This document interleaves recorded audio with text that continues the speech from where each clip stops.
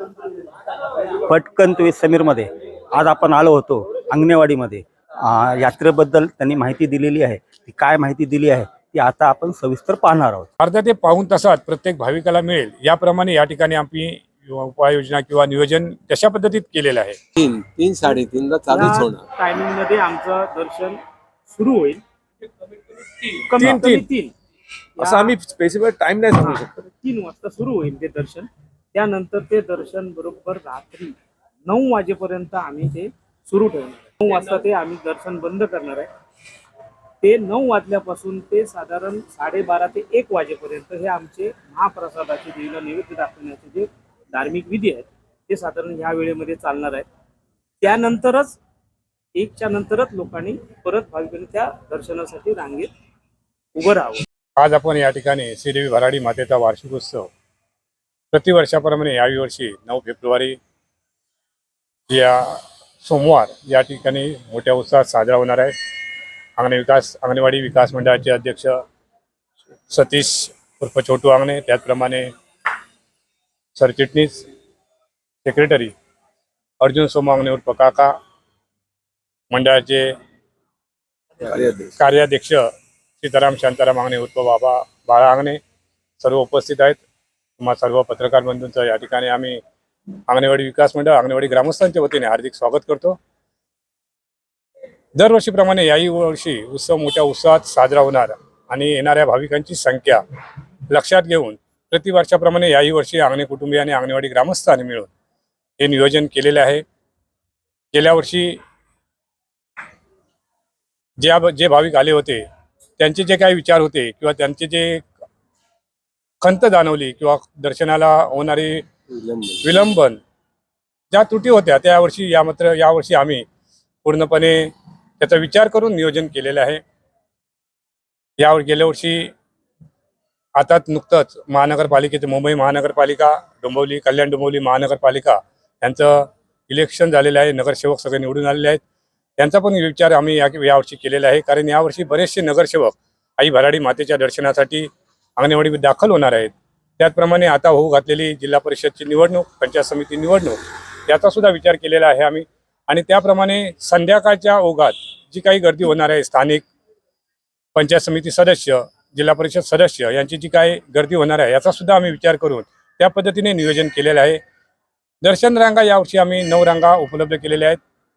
जे आमचे मंत्री महोदय किंवा जे VVIP येणार आहेत त्यांचा सुद्धा या ठिकाणी विचार केलेला आहे. त्यांच्यासाठी एक स्पेशल लाईन आम्ही या ठिकाणी उपलब्ध करून ठेवलेली आहे. आमचे सर्वसामान्य भाविक आई भराडी मातेचे भक्त जे येणार आहेत त्यांच्यासाठी सुद्धा कणकवली लाईनवरून कणकवलीच्या साईडने येणारे जी लाईन व्यवस्था आहे त्या 2 रांगा आम्ही उपलब्ध केलेल्या आहेत. मालवणच्या दिशेने येणाऱ्या रांगा आहेत त्या सुद्धा 2 उपलब्ध केलेल्या आहेत. अशा प्रकारचं नियोजन या ठिकाणी अंगणे कुटुंबियाने, अंगणवाडी ग्रामस्थ, त्याचप्रमाणे अंगणवाडी विकास मंडळ यांनी सर्वांनी मिळून गेले 2 महिने अतिशय परिश्रम घेऊन अगदी सुटसुटीत आणि लवकरात लवकर श्री भराडी मातेचं दर्शन प्रत्येक भाविकाला होईल अशा पद्धतीचं नियोजन केलेलं आहे. शासनाकडून सुद्धा आम्हाला प्रतिवर्षाप्रमाणे याही वर्षी फार मोठं सहयोग किंवा त्यांचं सहकार्य आम्हाला प्राप्त झालेलं आहे.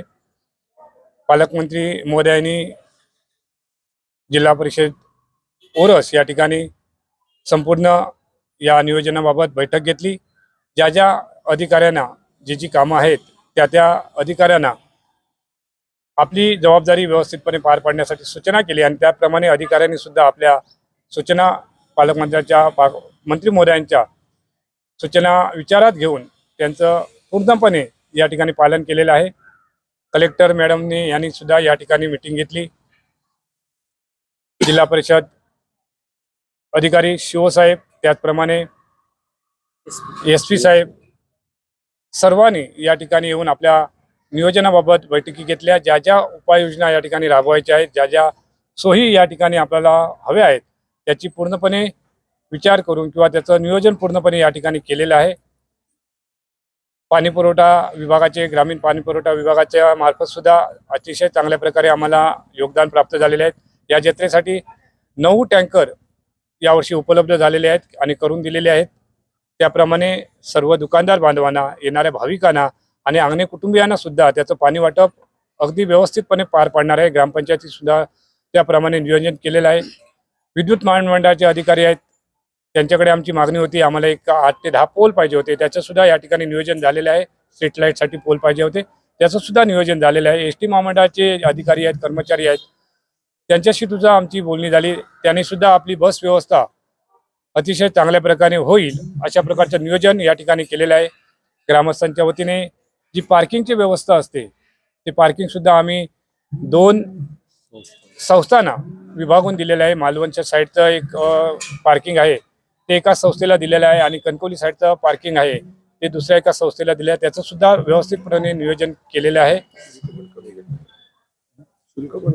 आणि अतिशय निःशुल्क म्हणजे कमीत कमी शुल्कमध्ये ही पार्किंग व्यवस्था आम्ही राबवणार आहोत, जेणेकरून प्रत्येकाच्या गाड्यांची त्या ठिकाणी देखभाल केली जाईल अशा पद्धतीचे आणि व्यवस्थित ठिकाणी पार्किंग केली जाईल अशा पद्धतीचं नियोजन आम्ही अंगणे कुटुंबीय आणि अंगणवाडी ग्रामस्थ अंगणवाडी विकास मंडळ यांनी सर्वांनी मिळून केलेला आहे. आणि हा यात्रोत्सव अगदी व्यवस्थित पार पडेल यासाठी आम्ही सर्व ग्रामस्थ गेले 2 महिने अतिशय परिश्रम घेऊन या ठिकाणी कार्यरत आहोत.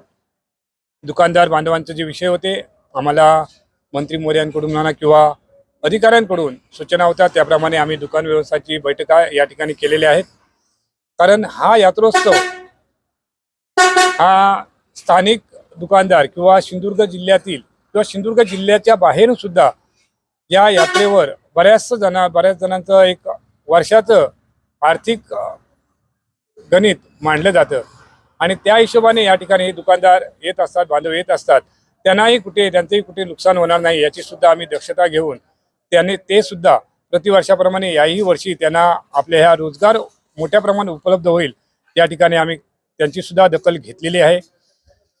त्याचप्रमाणे जे रिक्षा व्यावसायिक आहेत त्यांचा सुद्धा आम्ही या ठिकाणी विचार केलेला आहे, कारण त्यांचा सुद्धा वर्षाचा आर्थिक आराखडा कुठेतरी या यात्रोत्सवावर अवलंबून असतो.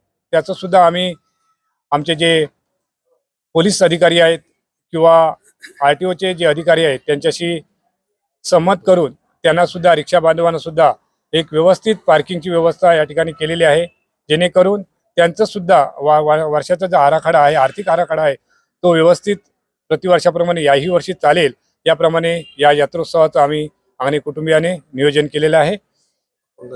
अपंगांसाठी अर्धा ते पाऊण तासात प्रत्येक भाविकाला मिळेल याप्रमाणे या ठिकाणी आम्ही उपाययोजना किंवा नियोजन तशा पद्धतीत केलेलं आहे. अर्धा ते पाऊण तासात यावर्षी प्रत्येक भाविकाला दर्शन मिळणार आहे असं आमचं नियोजन यावर्षीचं आहे. आणि मुखदर्शन सुद्धा ना ते चालूच आहे. मुखदर्शन ज्या भाविकांना अतिशय घाई असते त्यांच्यासाठी एक मुखदर्शनची लाईन आहे, प्रतिवर्षाप्रमाणे याही वर्षी आहे. ते दर्शन तुम्हाला एक 5 मिनिटाच्या अवधीमध्ये ते दर्शन होणार आहे. आणि दुसरी गोष्ट आम्ही काय केलं आहे, मंदिरात आहे ना, ते आमची ती ही होती पहिली जी ही होती ना, ती खूप छोट्या होत्या म्हणजे कमी होत्या पूर्वीपासून. आता आम्ही ते ह्यावेळी मोठ्या केल्या आणि जेवढं जास्तीत जास्त मंदिरात आतमध्ये एंट्री केल्यानंतर खुलं कसं मिळेल म्हणजे कुठे गुदमरणार नाही, काय नाही, चेंगराचेंगरी होणार नाही. म्हणजे जिथे 2 फूट 2.25 फूट होते ते आम्ही 3 फुटाच्या आसपास गेलोय. म्हणजे ती जागा मोठी हे केली आणि लोकांना कसं जाता येईल व्यवस्थित आणि ते आतमध्ये गोल गोल गोल गोल फिरवणं वगैरे फार कमी केलं. तुम्ही आता बघितलं तर तुमच्या लक्षात येईल. आता आणि ते पण सांगा की किती वाजता चालू होईल, किती वाजता बंद होईल दर्शन रांगा. म्हणजे काय आहे तोच आहे जवळजवळ सकाळी आमची 3:30 8 तारीखला म्हणजे पहाटे आमचे साधारण 12-12:30च्या दरम्यान विधिवत पूजा सुरू झाल्याच्या नंतर धार्मिक म्हणजे जी पूजा वगैरे देवीची ते सर्व सुरू झाल्याच्या नंतर तो साधारण आम्हाला 2 तासाचा अवधी लागतो सर्व तिथं साज शृंगार वगैरे होण्यासाठी. साधारण आम्हाला 2:30 ते 3 3:30 ला चालूच होणार. टायमिंग मध्ये आमचं दर्शन सुरू होईल. कमीत कमी 3 असं आम्ही स्पेसिफिक टाइम नाही सांगू शकतो. 3 वाजता सुरू होईल ते दर्शन. त्यानंतर ते दर्शन बरोबर रात्री 9 वाजेपर्यंत आम्ही ते सुरू ठेवणार आहे. असं यावेळी मी डायरेक्ट ते सर्वांना हे करावं सांगावं. 9 वाजता ते आम्ही दर्शन बंद करणार आहे. ते 9 वाजल्यापासून ते साधारण 12:30 ते 1 वाजेपर्यंत हे आमचे महाप्रसादाचे देवीला नैवेद्य दाखवण्याचे जे धार्मिक विधी आहेत ते साधारण ह्या वेळेमध्ये चालणार आहेत.